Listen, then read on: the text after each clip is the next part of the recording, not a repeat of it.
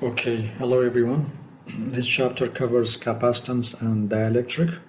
I'm going to cover the following sections, starting from definition of capacitance, and then we're going to calculate capacitance for different types, and then we're going to combine capacitors in terms of the way they combine in electric circuits, parallel and series, and then we're going to talk about the energy stored in a charge capacitor, and then maybe at the end we're going to talk about the effect of dielectrics in the value of capacitance.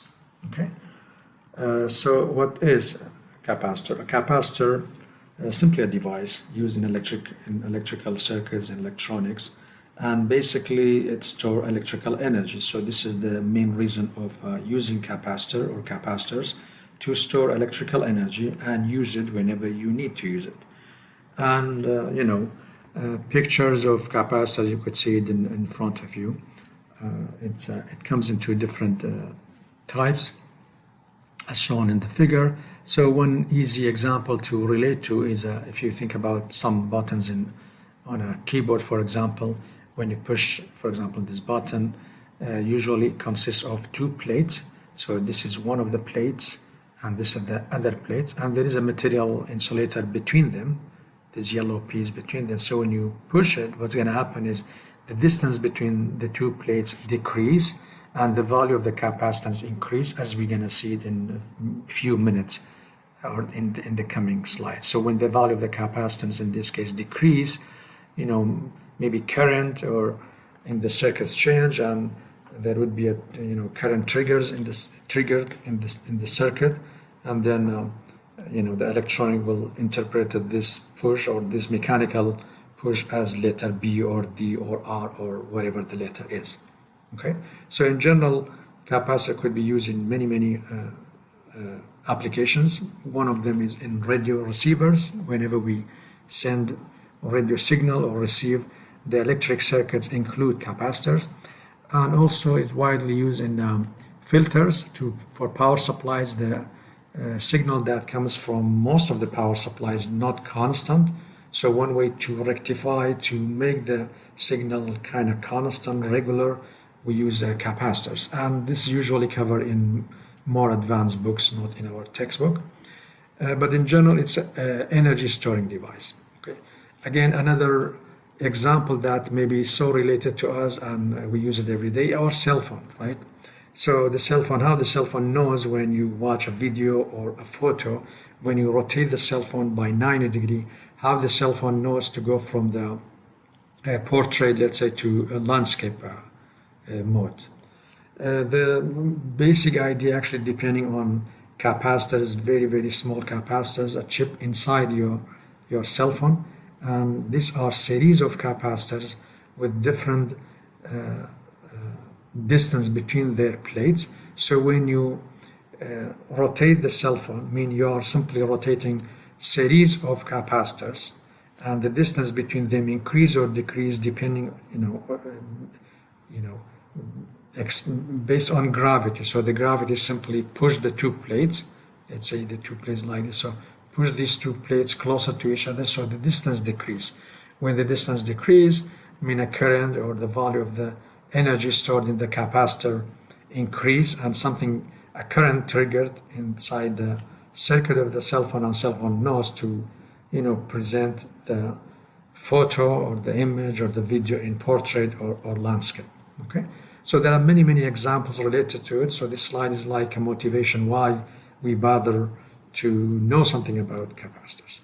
Okay, next slide. Again, I'm going to just talk about the definition of, in general, definition of capacitors. Maybe no need to that. Okay, something is stopped. Let's go out of this. Okay, so how we define a capacitance? Okay. Well, capacitor is the device, is the instrument. It usually consists of two conductors. Any two conductors, any two pieces of conductors, could be in any shape, could be two parallel plates, two cylinders, two spheres, any two conductors charged. So one of the conductor charge, let's say with a positive charge and the other with negative charge, mean it's maintain a potential difference between them, delta V. That simply represent a capacitor. That represent a capacitor. Capacitance, on the other hand, the symbol given to it is C. The capacitance is defined as a ratio between the amount of Q on either plate. So this is, for example, Q, this is minus Q. And you know this Q will simply accumulate on this if we, of course, if you use a power supply. So if you use a power supply connected to those plates, power supply battery, for example. So the charge will be accumulated on one of them with positive charge and on the other one is negative charge. So capacitor C is simply defined as the ratio between the charge on either one. Could be the positive charge, could be the negative charge, but we're going to use the positive charge because C is a positive value. So it's equal to Q divided by the potential difference between them. Unit of capacitance is farad, as honor of great scientist farad. But farad usually is a big unit, so we're going to use, in many cases we're going to use a microfarad, 10 to the power minus 6 farad, or even picofarad, 10 to the power minus 12 farad. Okay. The way actually this charge accumulate on a capacitor, so an example, let's assume we have a parallel plate. This is one plate, this is the other plate, and we connect this two plates to a battery, which is shown here. Let's assume there is a switch somewhere here. Okay. So if we close the switch, what's going to happen is we know these two plates, these are conductors because we are dealing with capacitors. So these two plates has to be conductors. One property of conductors are conductors have free electrons, right? So free electrons, if any electric field applied on them, these free electrons, they just want to move. Okay. So our battery has the two terminals, high potential and low potential. There are many ways to explain how actually charge accumulated on this, but one easy way, there are more advanced method explained in more advanced books, talk about displacement current and things like that, but I'm going to explain in easy way. So if you think about this battery, you have a high potential and low potential. Think about these two plates, because these two plates are conductors, so they have free electrons. So let's as a free electron, let's say inside the left plate, what's going to happen to those free electrons? Well, these free electrons, they will see the high potential or positive terminal here. So the free electron simply would like to move out from these plates. Again, this is a very simplistic way to explain the idea. So let's say we have 3 electrons or 3 million electrons moving out from this plate, because these electrons, negative, they want to go toward the high potential of the battery, right? On the other hand, during the same time, you have a negative terminal and you have electrons, free electrons on these sides, right? But these electrons, they just want to be as far as they can from the negative side. But you already have 3 electrons already moved from the left side or the left plate of the capacitor. So they're going to go through the wires so they're going to go to the right plate, which means if the left plate losing, let's say 1 million electron, the right plate will gain 1 million electron. That's why this is going to be negative, extra electrons, so negative charge, and this is going to be positive charge. Okay. So it's important in the equation when we say C is equal to Q divided by delta V. The Q, we mean Q of either the left terminal, the left plate, or the right one, because if you add both of them together, you're going to get 0, right? So this Q is not the total charge, it's charge of either of the plates. Okay. And if I remember correctly, previously we proved that if you have a plate, basically if it's infinite area, that plate or that conductor, that two-dimensional plate, was charged with a value of Q and area of it is equal to A. The electric field somewhere here, if this is positive, for example, the electric field at this location simply is going to given according to this equation equal to sigma divided by 2 epsilon. I'm not going to go through this again because in the previous chapter, if you review it, you know actually we obtained this equation using a Gauss law for one plate. Okay, but now in this case we have another plate next to it in the case of the capacitor. So we have another plate here, but this is negative. Remember, this was positive. And the electric field, so let's call it plate 1 and plate 2. So the electric field that was drawn between these two plates, that electric field belonged to the positive, to the left one. But because we have another plate to the right, negative, so there would be another electric field that produced by the right plate and goes that direction. Let's call it E2. The value of E2 also given according to this equation. So now in the middle, you have two electric fields. One of them given as E1 magnitude, half sigma epsilon naught, and the other electric field given as half sigma epsilon naught. So when you add these two electric fields, now we say the electric field inside the parallel plate is equal to half plus half is equal to 1. So the total electric field is equal to simply 1 sigma divided by epsilon. Okay? So that's why the electric field between the parallel plate, a capacitor of parallel plate, simply equal to sigma divided by epsilon naught. Just remind you again, sigma basically is the value of the Q, charge accumulated on either plate, divided by the surface area of that plate. Okay? Now, what I'm going to do in the next few slides, I'm going to just simply do the following cases. We have the general definition of capacitance C is equal to Q divided by delta V.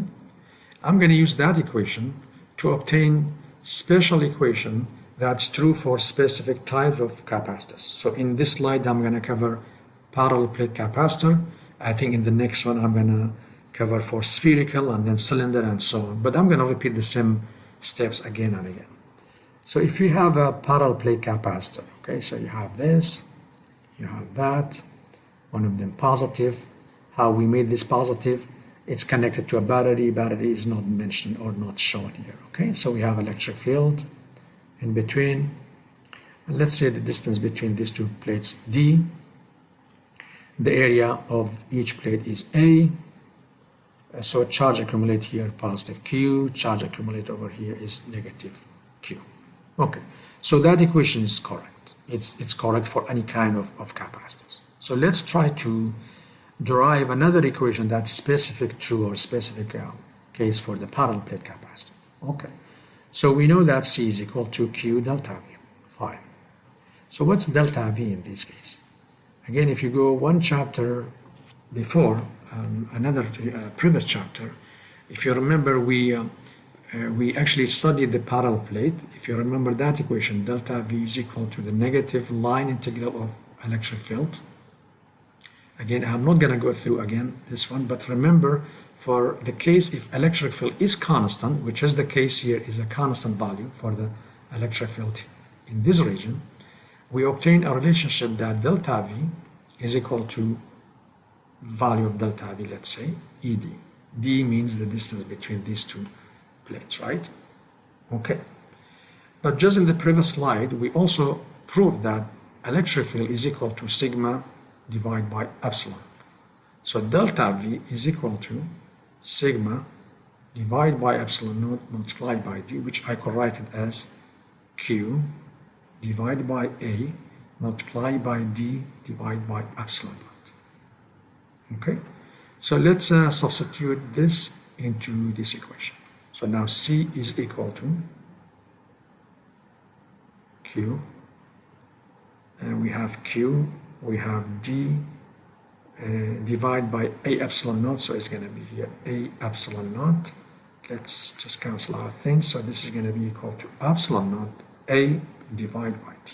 So I'm going to just rewrite this. C is equal to epsilon naught A divided by D. Okay, So now I need you to know that this equation only only should be used for parallel plate capacitor, because if you know, this equation is only true for when the case is electric field is constant, which is the case for the parallel plate. But if you look at the final equation, you see, if you have a parallel plate capacitor, if you make A larger, the capacitance right away goes to larger value. And opposite case, if you decrease D, or you remember the example for the keyboard or the button on the keyboard, when you push a keyboard, the distance between the two plates decrease. So when D decrease, the capacitance simply goes up, right? But in the case of if you decrease A, the capacitance goes down. Now it's important here, actually there is a constant somewhere here, right? There is a constant, but we haven't talked about it because in this case we assume that it's just there is a vacuum, no material between the two plates. But in 10 minutes, I don't know, 20 minutes from now, we're going to discuss what if you placed an insulator inside the parallel plate. Actually, in principle, there is a constant here. That constant for vacuum is 1, for other materials larger than 1. But let's keep this one for now, we're going to discuss later. Okay? So in general, C is equal for parallel plates capacitors in vacuum is equal to epsilon naught A divided by T. Okay. So let's take the second case, capacitance of an isolated sphere. Now the title might actually be a little bit misleading, because if you remember, the way we define capacitor is a device, an instrument device, consists of two conductors. So how come isolated sphere? Here, you could think about isolated sphere as a sphere. So we have a sphere. Let's assume the radius is A. I call it A because your text will call it A. And that sphere is surrounded by a very, very large sphere, but located very far from it. So I'm not going to draw the whole sphere. But let's say this is, it's equal to B, the radius of the second sphere. So one sphere inside the other one. The other one, the outer one is very large. The radius of it is equal to B, so B is much, much larger than A, and B is a large number. So we are going to start the same thing. So C is equal to Q delta V. Okay, now let's think about delta V. In my previous slide, delta V was equal to ED because E was constant. But here I cannot just say equal to ED. But what do I mean by delta V? Delta V means the potential difference between this point and that point. Okay. Well, potential at this point, from previous chapter, we know VA is equal to K. We could prove it from the integration, but we don't have to go there. Is equal to Q divided by. Now, I should have maybe explained from very beginning that these two spheres, you connect them, let's say, to a battery not shown here. So one of them will carry positive charge, one of them will carry negative charge. Because if you don't have charge in the first place, you don't have capacitance, right? So I should have said that maybe from beginning. Okay, so potential here is equal to VB equal to K Q divided by B. So delta V basically is equal to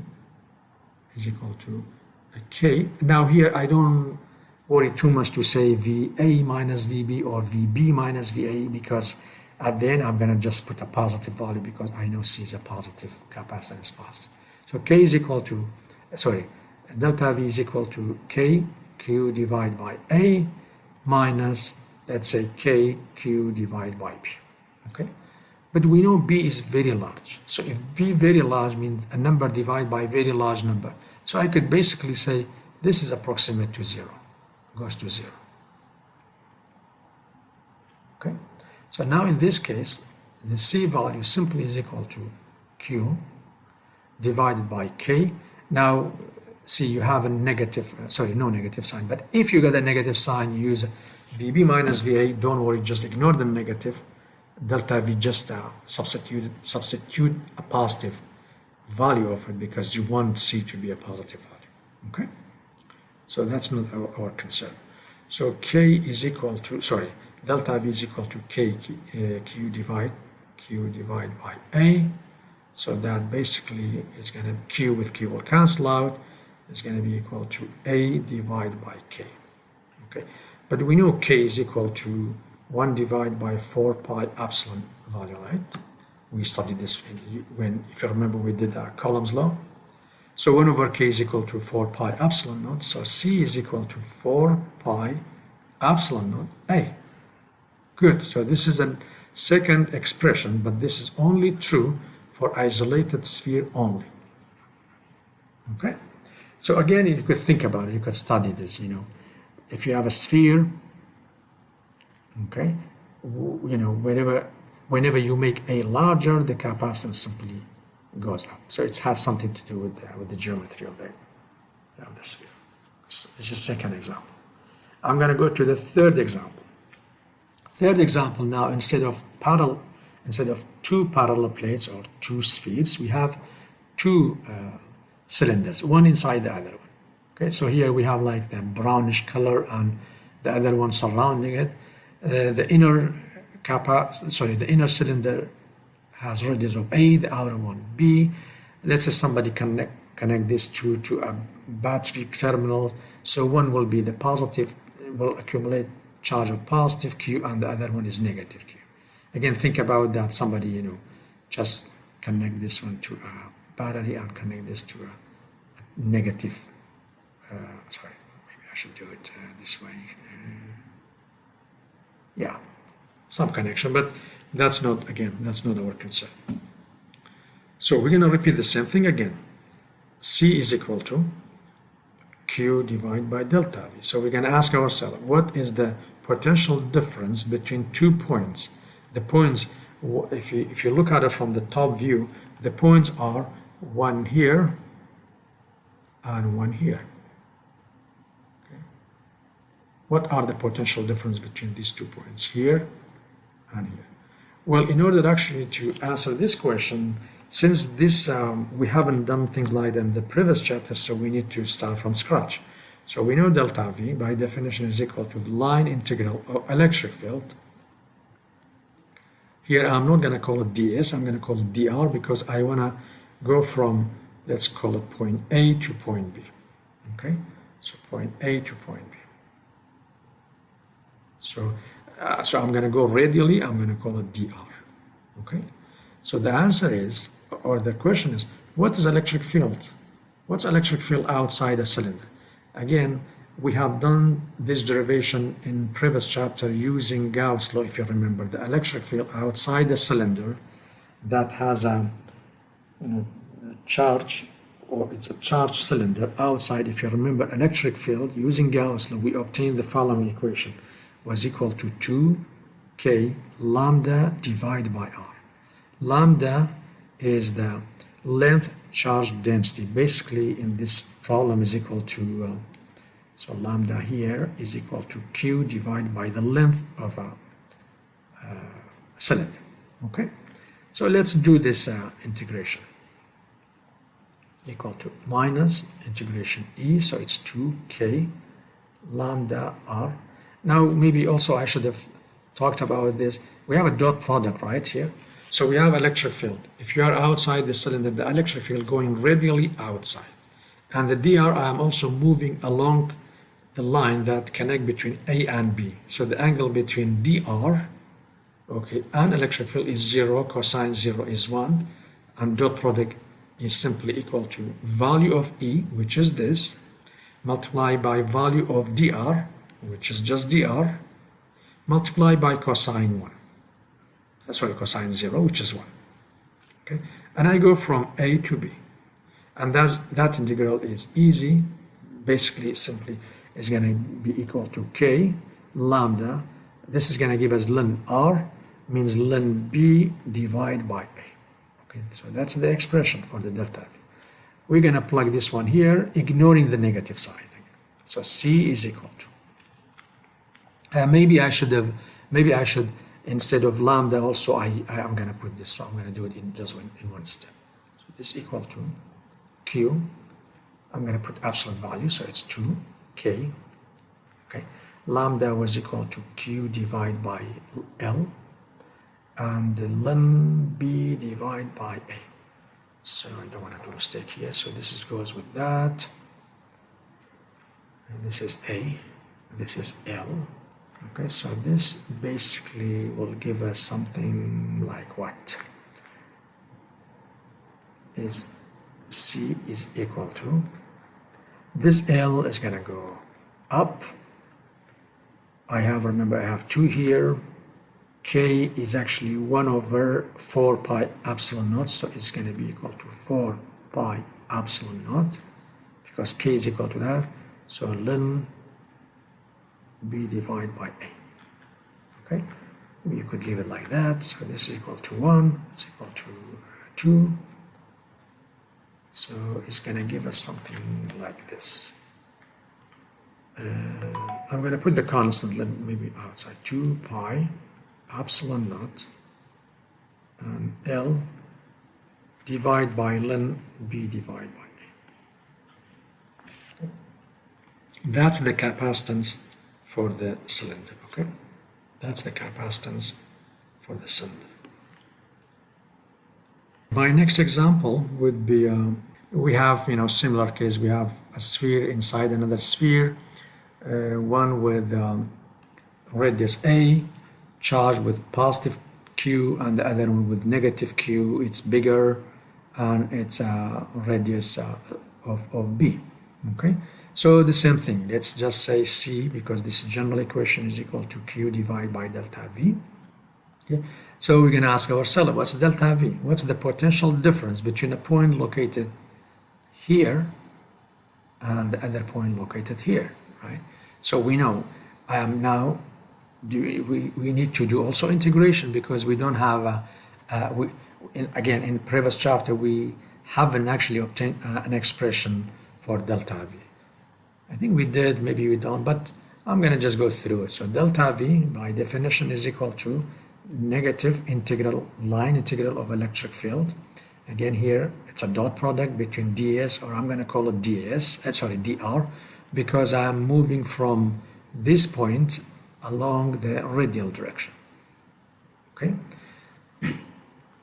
Similar to the previous cases, electric field outside the sphere, we use Gauss law, we obtain an expression for the electric field, if you remember, is equal to E K Q divided by R squared. If you have a sphere, if this is, whatever is A, and if you are outside at a distance of R, the electric field at this point simply is given by E K Q divided by R squared with R hat, which is the unit vector, okay? Now in this case, again, we have a dot product, so electric field from the inner sphere is going radially outside, the dr going radially outside, the angle between them is 0, cosine 0 is 1, so this is easily could be calculated as following. This integral of K Q divided by R squared, so in this case maybe I should write it here, R hat dot dr is equal to, value of R hat is 1, value of dr is dr, cosine 0, so the answer is just dr. That's why we just have dr here. And I go from A to B. And the answer for this is a piece of cake. This is simply equal to positive K Q 1 over R, right? But from A to B. So basically this is equal to K Q 1 over B minus 1 over A. Okay. Again, if it turns out to be negative, I'm going to just ignore the negative one. So substitute this into that equation, and you're going to get its own form of the capacitance for the spherical capacitance. I should have said from beginning, you should not memorize the final result here because it's a little bit complicated. You should not memorize this final result, but you should be able to do it. This one, easy. I hate to say memorization, but I mean, if you look at it, it's 4 pi epsilon naught A, right? This one, to be honest, it's good to know. Again, I hate to say memorize, but this is good to know because it's we're going to use it in many questions, right?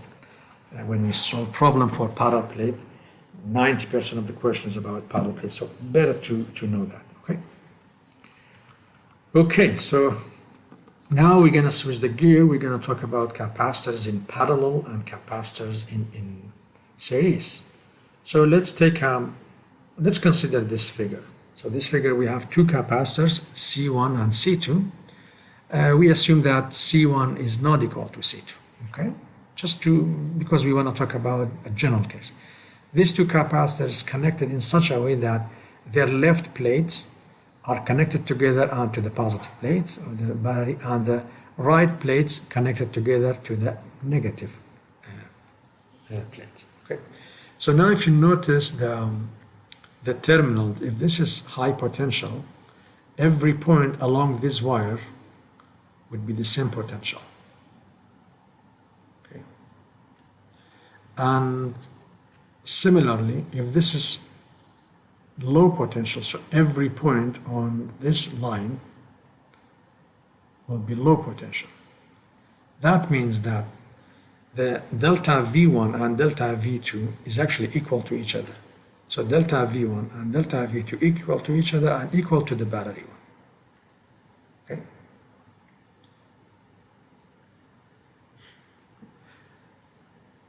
Okay, but the charge will not be equal to each other.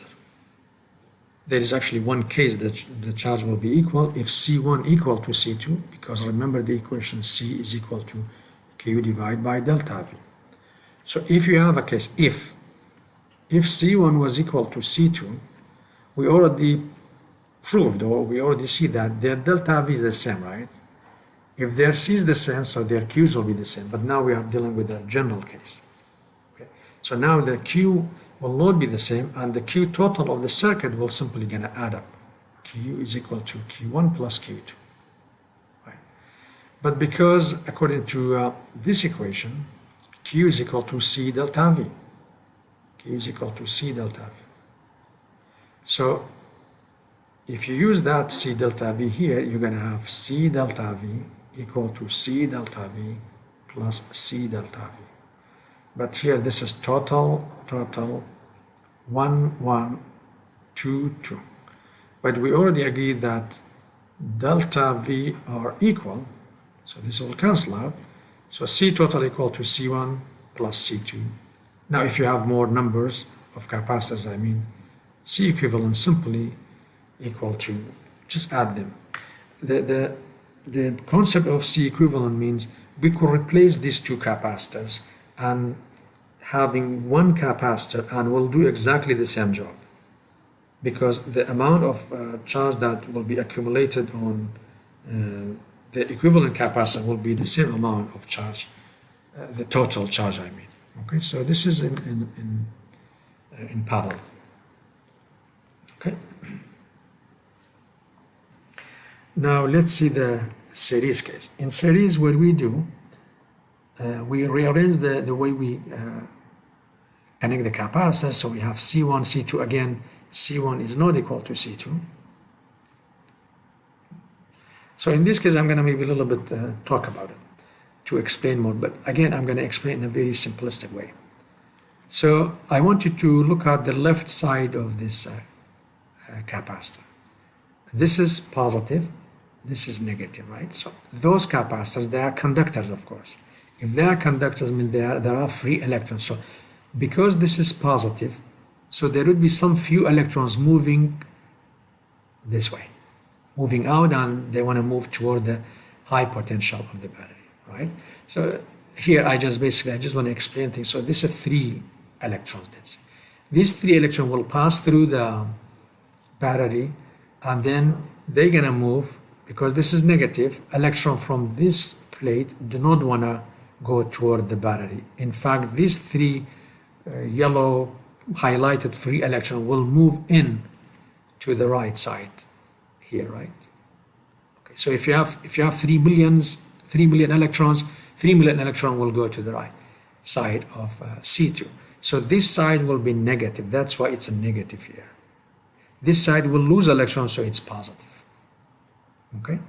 Now I want you to focus on this now. The right side is negative Because it's negative, it will push 3 million electrons from this plate toward left. So this is going to be positive because it's losing electron. But these three electrons, they're going to accumulate on the right side of C1. So this is going to be negative. Okay. But now you notice 3 electrons move, 3 electrons join or gained by C2. That's why their Q exactly the same. So Q total is equal to Q1 and is equal to Q2. Okay. Maybe in class I mentioned, think about like water tap. There's only one way for water to pass. There's only one path. So that's why the amount of water will be the same, the amount of Q will be the same. But thinking about this equation, C is equal to Q delta V, or delta V is equal to Q divided by C, we proved that their Q's are the same. And from beginning we say their C's are not equal, right? So the one that has, sorry, maybe I should say delta V. The one that has large C, they will have smaller delta V, right? So the potential difference actually will be accumulated. So if the battery has 10 volt, 2 volts will go to the first one and 8 will go to the second one, and so on. Okay. Maybe there is one special case, where both voltage will be the same if their C's will be the same, their capacitance, right? But in general, delta V is equal to delta V1 is equal to delta V2, and so on. So if we do the same thing as before, delta V is equal to this equation. Now we could say Q divided by delta V equal to Q divided by delta V plus Q divided by delta V. And then because we name this one, this is 1, this is 1, this is 2, this is 2, and this is, let's say, total. Okay. We know the Q's are the same, so this will cancel out. I think I did a mistake. Let me erase this. I'm supposed to write C, right? Because we have delta V equal to Q divided by C. So actually this is C total, or C equivalent, C1, and this is C2. So what we have now, we have 1 divided by, it's actually done here, right? So 1 divided by C, and this C is actually the C equivalent, right? 1 over C1 plus 1 over C2. If you have multiple capacitors, you just simply take the 1 over C1 plus 1 over C2. Now, personally, when I do examples, if I have 2 capacitors, simply it's better for me to just say, calculate it this way: C1 times C2 divided by C1 plus C2. Okay. I'm going to skip this example. We might come back to it later. Okay. Now we're going to talk about energy stored in a capacitor. Okay. Here we are trying to explain or to derive an equation for the energy stored in a capacitor.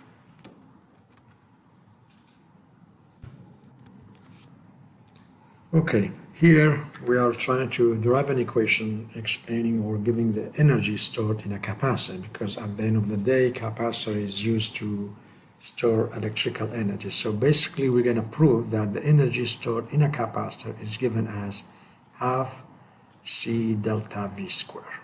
Okay, so we're going to prove this.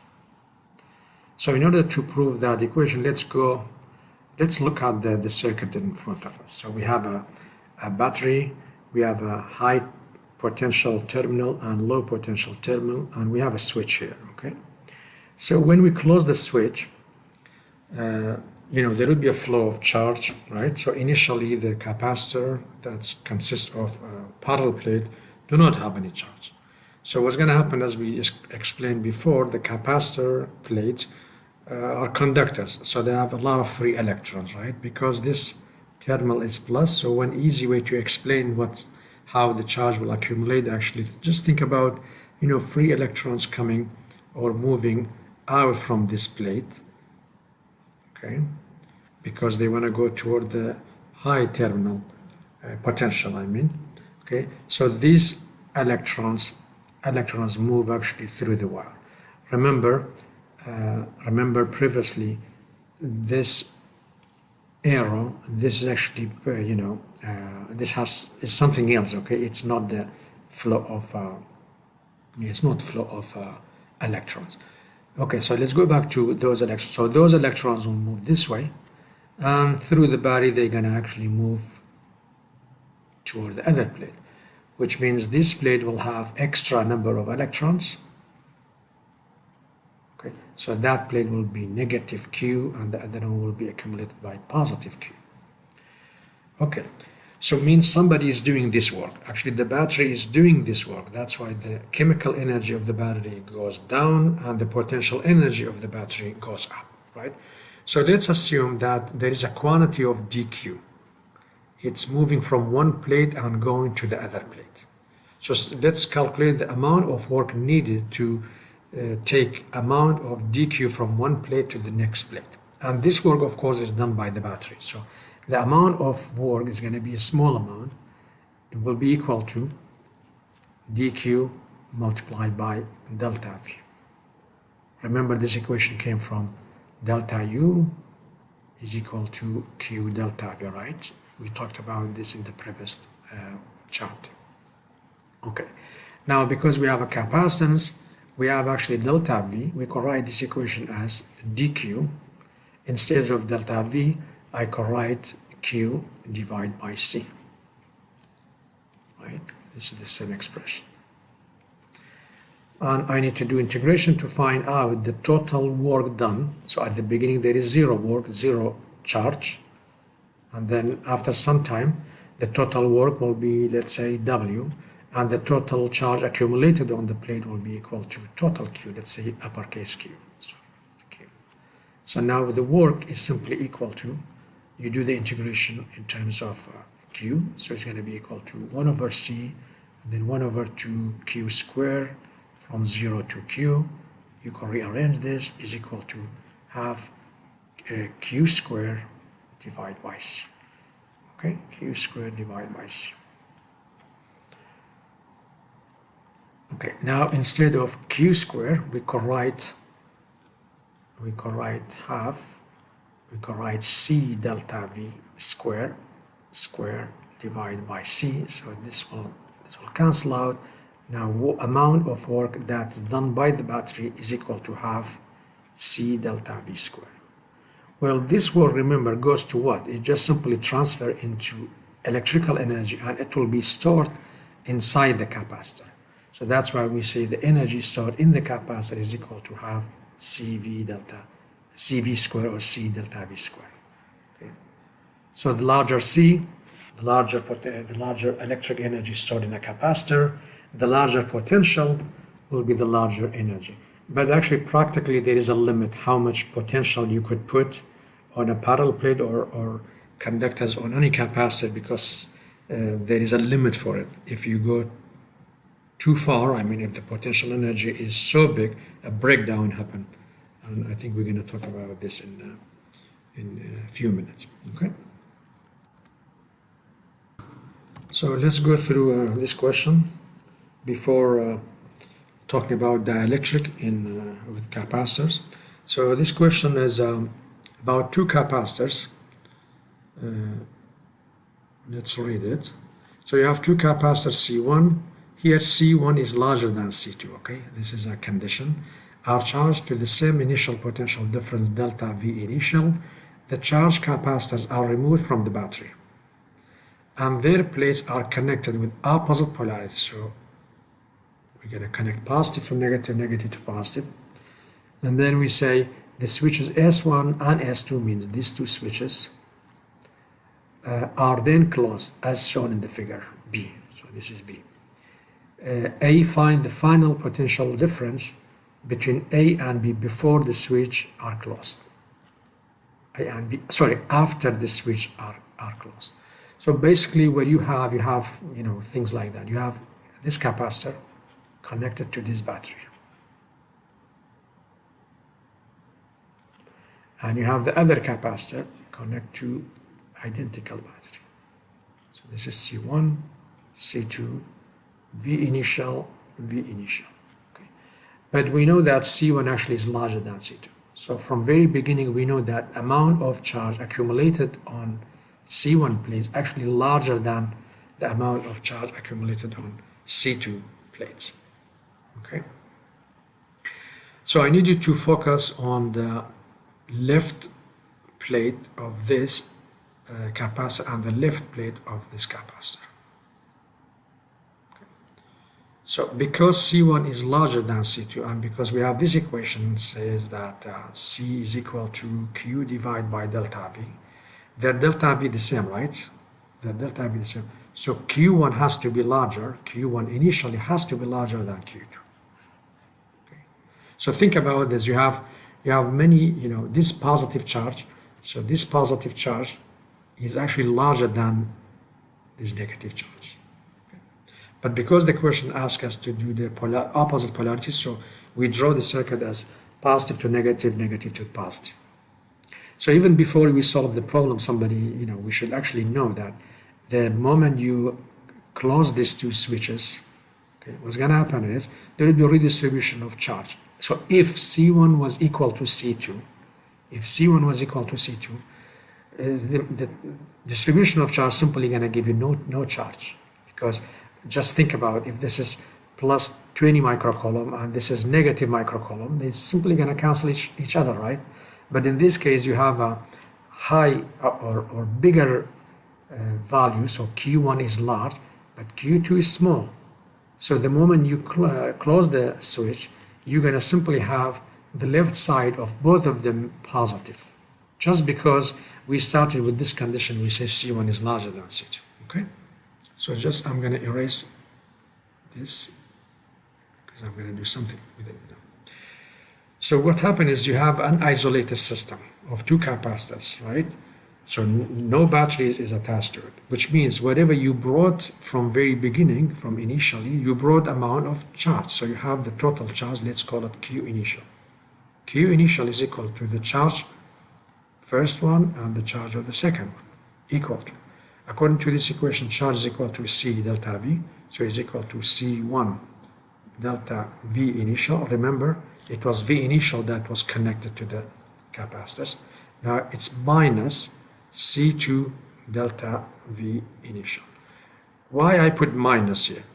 Because we took the left side of this capacitor and we took the left side of that capacitor.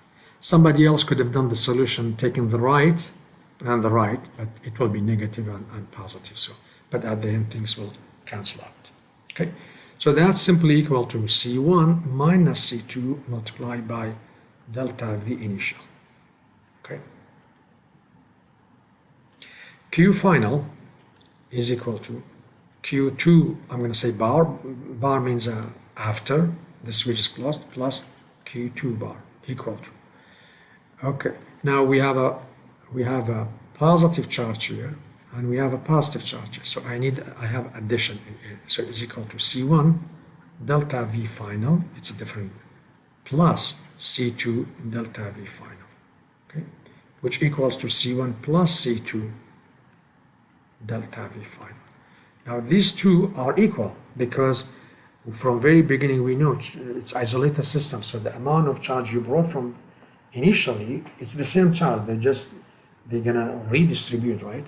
So if these two are equal, means this equal to that, and this is simply gonna give me an equation that actually delta V final is equal to C1 minus C2 divided by C1 plus C2 V initial. Now we could a little bit talk about this to see if things make sense. For example, if you take a case when these two values are the same, C1 is equal to C2, we already know the answer, right? If they are equal to each other, delta V final will be equal to 0 because the charge will simply gonna cancel each other, right? So the expression makes sense. One more thing, this value, it looks like smaller than 1. So V final actually is smaller than V initial. V final is smaller than V initial. Okay. The question as part B, I don't know if I have enough space to do it here, but I'm going to try. Find the total energy stored in the capacitor before and after the switch are closed and determine the ratio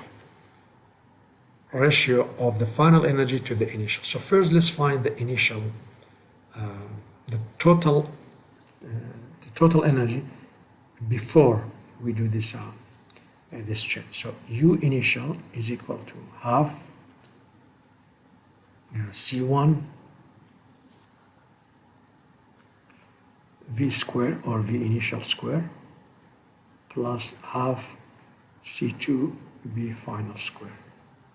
I think I need to charge my computer.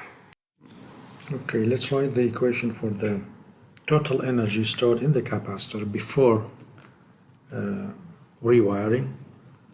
So let's call it U initial.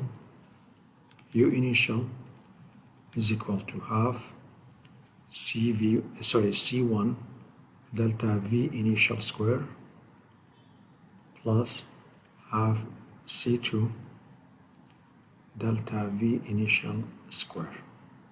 This simply equals to half C1 minus C2. Let's just call it V initial square.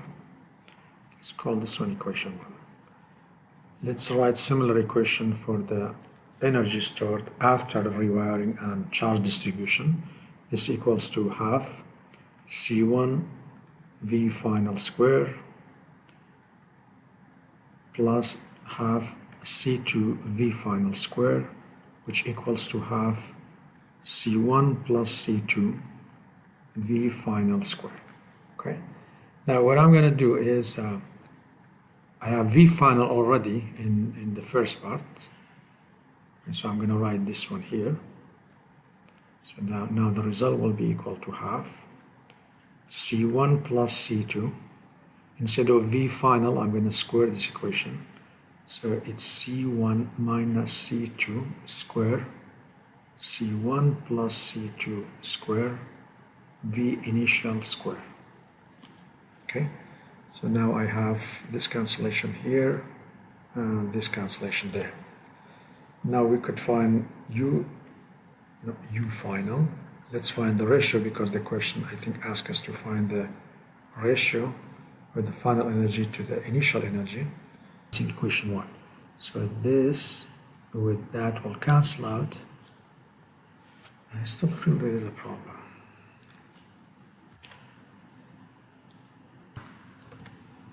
Okay, let's now find the ratio. I think the equation 1 should be positive, right? Because we have positive here, so this has to be positive. The second one, this has to be positive. Okay. Now, if you simply divide equation 2 by equation 1, basically going to give us C1 minus C2, a lot of cancellation, square, C1 plus C2 square. Okay.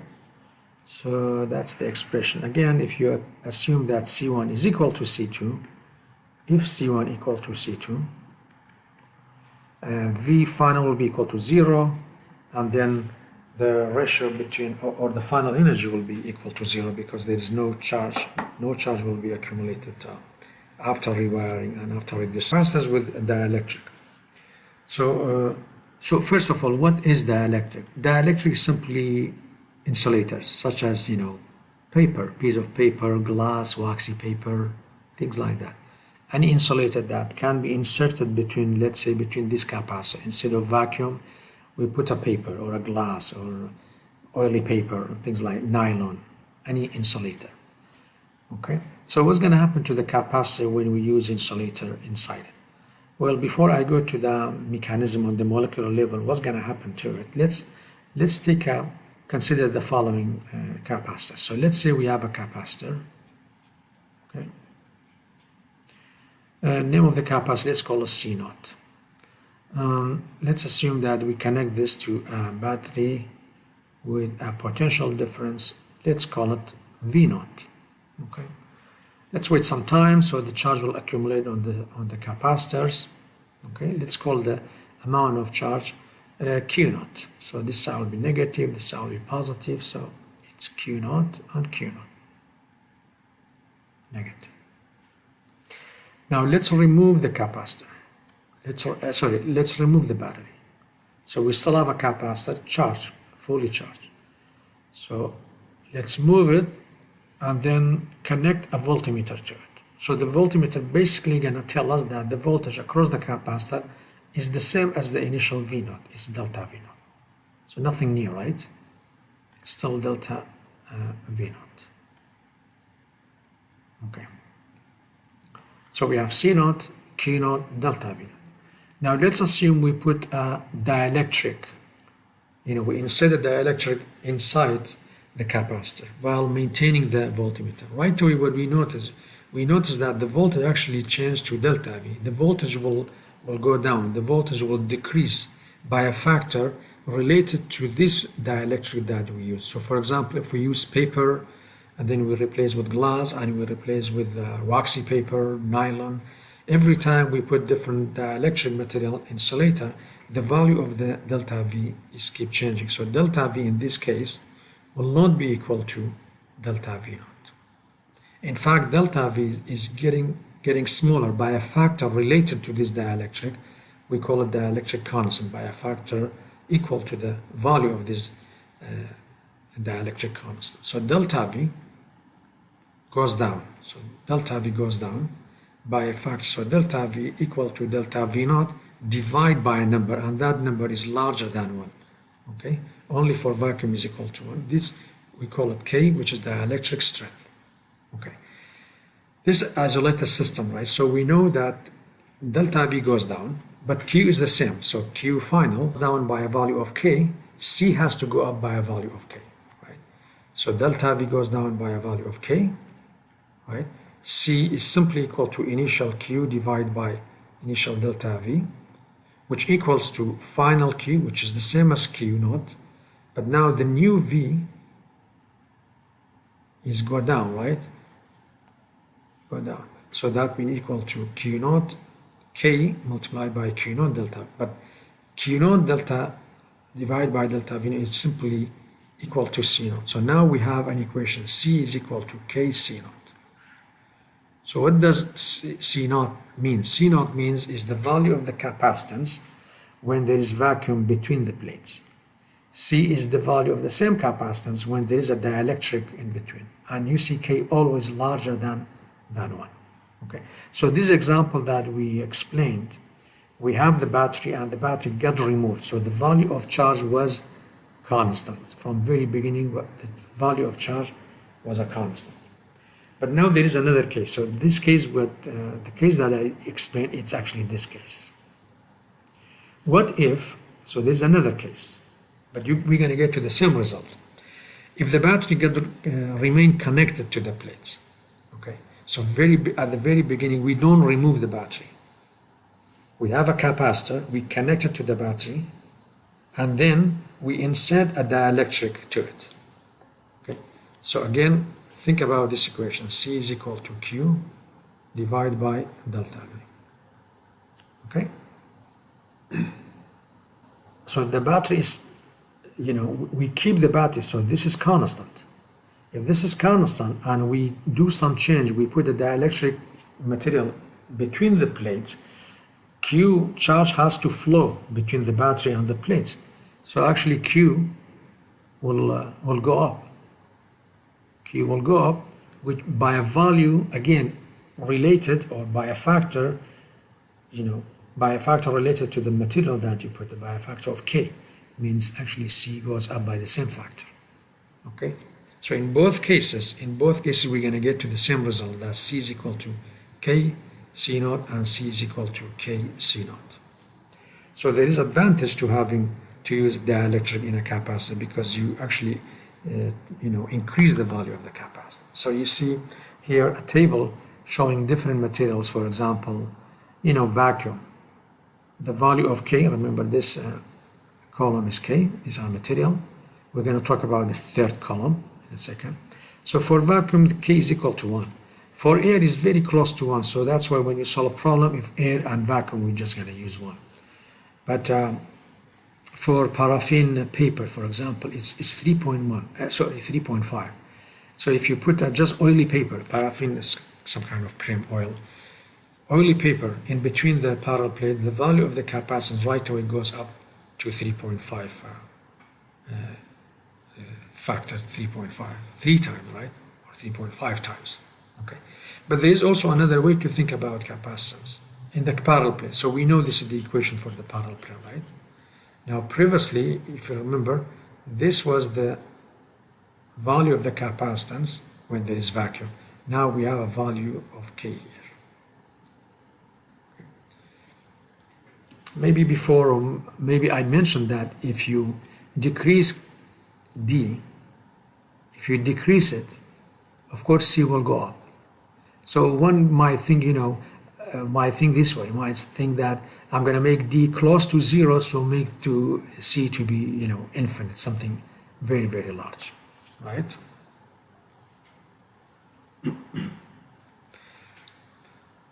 So, and that's in principle you could do, right? But there is another way in capacitance. You cannot actually put the very, very large electric field. There is a limit to how much electric field you place inside the capacitor for different dielectric material. There is a limit to it. For example, let's take nylon. If you make a capacitor, parallel plate, and you put nylon in between, okay? Fine, the value of the capacitance will go up by a factor of 3.4. But this number also important. This number simply tell us that yes, you made a capacitor with dielectric nylon, but the maximum value of electric field that you put between the parallel plate cannot exceed 14 million volt per meter. Remember, there is a 10 to the power 6 here, right? So if you go beyond this, breakdown happens. Simply, you have positive, you have negative, so electrons simply, moved from one plate to the next one, breakdown or electric discharge will happen, right? So this value, we cannot exceed those values. This is called dielectric strength. This is the maximum value of electric field one can have between a parallel plate before breakdown happens. Okay. I think I should maybe stop here. I'm going to make maybe another video solving problems in this chapter, but I hope my explanation was clear. Okay, so thank you for watching.